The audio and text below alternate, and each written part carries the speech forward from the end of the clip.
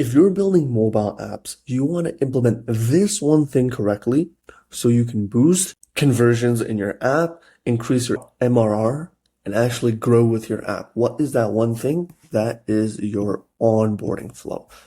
Now, if you don't know what an onboarding flow in mobile apps is, I'll give you a visual example to best explain it. Onboarding flows are basically when you download the app for the first time, the app needs to collect more information about you and show you how the app works. So it's kind of like a carousel of pages where you go one by one. And so this is an example of an app I just found off the internet, their onboarding flow. We can see that they just have these pages where it's a very easy continue button, another continue button, another continue button. Then you choose between these options. And so that's just a bit of the onboarding flow. We can go to another app right here, and you have almost towards the end of their onboarding flow. So they're basically building a tailored personal plan for weight loss. So this is probably like one of those calorie fitness type of apps, right? So you have projected progress, right? You show the user kind of where they are today and where they want to be by what time. So by December 27th, then it outlines what they need to do and what to expect starting out, right? And then this is the paywall. This is one of the things I'll be highlighting in this video, as this is where you collect your revenue and why this is so important, especially with your onboarding flow as a whole. So basically you can see that, personal health coach. So you really try to entice them. And so a lot of the apps are either hard paywalled, or they might do a bit of a freemium model, or it's completely free. So in most cases, in this video, I'll be showing you why you should be hard paywalling your mobile apps if you want the most revenue collected and most growth later on. But basically, we can see these are what onboarding flows are if you haven't seen them. Now, why are onboarding flows really pivotal and so important? Now, before I explain the onboarding flow, the actual pages that lead up to the big thing of, collecting payments, let me tell you why you should be paywalling your apps. The reason you want to paywall your apps is, first of all, when you paywall your apps, that's the highest priority of friction, right? I mean, that's the thing that's stopping them from accessing the app. What's going to happen is you are going to lose users, right? If you did something more of a freemium model or just completely free, you're going to lose users. However, your conversions last longer. What do I mean by that? In a simple freemium app, in a freemium app where there's some sort of free elements in it, you're going to get users. They might not be that target ICP, but they just want to try your app. And so on the free plan, you're probably offering the bare minimum and what's needed for the users to use the app accordingly. If you add some sort of payment plan, which the friction now is later after the user has access to the app, then they're probably not going to convert and they're probably just going to decline that. And the reason being that you offering the services of your app already on the free plan in a freemium model, the user already gets to try your app. And so you have kind of like these users who don't really care if essentially you have stuff that's behind the payment plan or you have stuff in the free plan, but they might just always be bound to the free plan. The moment a user does go to the paid plan, they might stick around for maybe 1 to 2 months. I'm not saying inherently this model is really bad, but what I am saying is that compared to hard gating your app with a paywall before they can access it, you would actually make more revenue, significantly more, than having free to paid plan, in my opinion. And the reason why is because even though you're going to lose users and you're going to get more users here that are just trying your app, your conversions are going to last longer. What I mean by that is specifically your LTV. LTV stands for lifetime revenue. I'm gonna put rev for short. And basically what this means is when a user goes to your paid plan of, let's say, $9.99 a month, what is their lifetime value? Well, their lifetime value is how many months they stick around for, basically paying you this amount, right? So if they stick around for like 3 months, you're basically making, like, just round this up to 10, you're basically making around $30, right?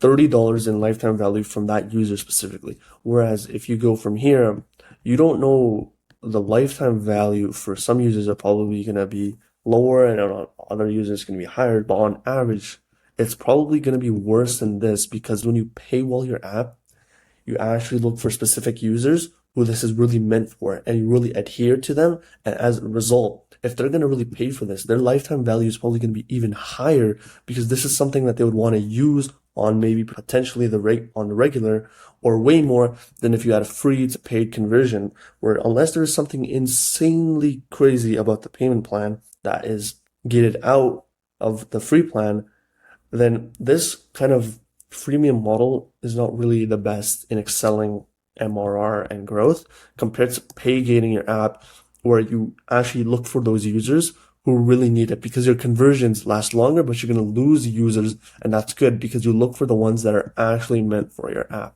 So now that we've gone over how I think you should be paywalling your apps, let's take a look at how you can do this effectively, right? The reason why is because the onboarding flow is probably 90% of your revenue.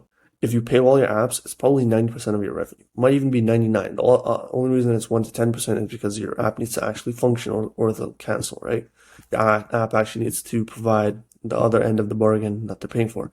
So now I'm going to talk about how you should be making these onboarding flows, how to make them psychologically more effective so that they appeal to users and then they can really convert them on the paid plan.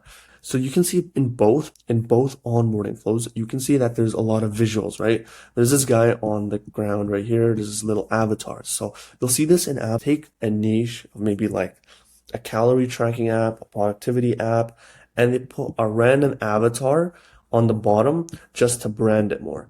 And that adds more visual appeal to your app. And as a result, imagine if I completely remove this guy from the page, right? It would look pretty bland, right? However, there's still no friction. It's just a continue button. So the users might spam this repeatedly, and then they would come to here. But the whole point is that for the best onboarding flows, they add more visual clarity and more visual aesthetics. So you'll see more figures, more animations. In fact, taking a look at this one, you have a chart, right? In this one, you're really trying to build the user's actual trust that you stick to this. At a sneak peek in the first 4 weeks, this is what's going to happen to you. You will go down to 80 kg, right? What's in it for you? You're really trying to adhere to the user's trust right here, right? They choose how much they want to reach their goal in, and you really try to make a tailored personal plan. So this is not where the onboarding flow starts in this app. It's going to go way, way back before they're probably collecting data on how, what are they doing right now? How much are they eating, their calories, their weights. And one of the best parts of a calorie tracking app, fat loss app like this is because with every step of the onboarding flow, you work with the user to come up with a dedicated plan. So the user is working with you, right? They're going with your onboarding flow, they're filling out the forms, and they're coming with you. And you should be rewarding them with more visual animations and UI UX so that they stay more hooked on your onboarding flow. And then you get to this part of the onboarding flow where you tell them your personal plan is ready. Here's what's in it for you. And you really try to bang out the trust score right here. You really try to really get them to trust your app. You tell them reach your goal in this amount of weeks. You're going to get this projected progress, and you tell them to stick to this, right? You really show the detail and description here to really, really tailor towards their trust as they've built a personal plan for you. So not only have they built together, the user and the app, a personal plan, but now trust is actually established here. The reason being that the user working with the app simultaneously to fill out these fields and then get the personal plan of what they want to hear on if they stick to this, they're going to get that. And then you show them the paywall. If a user is truly motivated by your onboarding flow, by what they see right here, by the trust you have established, they will pay 1 month, 3 months, 12 months, right? And you can see here that they try to increase their lifetime value by providing the 12 months, 3 months, 1 month incentive. In fact, if you're trying to lose your fat in 10 weeks, which is about 2 months and 2 weeks, right? You're trying to establish the lifetime value right there of 2 months nearly. In fact, even more if the user wants to keep progressing, right? But as you can see, this element right here, alongside these right here, try to establish the lifetime value. If I'm sticking to this onboarding flow, I'm really impressed and mesmerized by, the visuals, the plan they've come up with, and the amount of trust they can really persuade me into actually going with the app and building out the plan. Well, then I'm going to stick around, right? I'm going to stick around for maybe 10 weeks. And if I stick to that, I'll lose it. And then, I might uninstall the app. But you can see right here, they try to really prolong your lifetime value of 2 months. So depending on your goal, you might be paying more unintentionally. And that's okay as long as, the user is committing. But that is something really effective on the app's part right here. And that is it for onboarding flows. Hopefully now you understand the gimmick behind these things. You really want to appeal it visually so the users don't lose trust. Things like calorie apps and the fitness, you want to appeal to the user personally, build that personal plan with them step by step, and then you give them the pay gate, which if they're really inclined to, they'll buy it, and then their lifetime value is practically how many weeks they want it for if they're already on the paid plan, because it provides them as incentive and motivation to pursue their goals. And then the app basically has the lifetime value right here secured. And so paywall apps, I think you're going to lose more users, but that's okay. You get the users you actually want to buy your product right here, and your lifetime value is probably going to be way, way more higher than doing a freemium model or a free plan, obviously. And so that is it for this video. Hopefully it was insightful on the breakdown of the onboarding flow and how apps use it to really grow their MRR past 20, 40, 50, whatever it might be, K a month, and really grow their app together.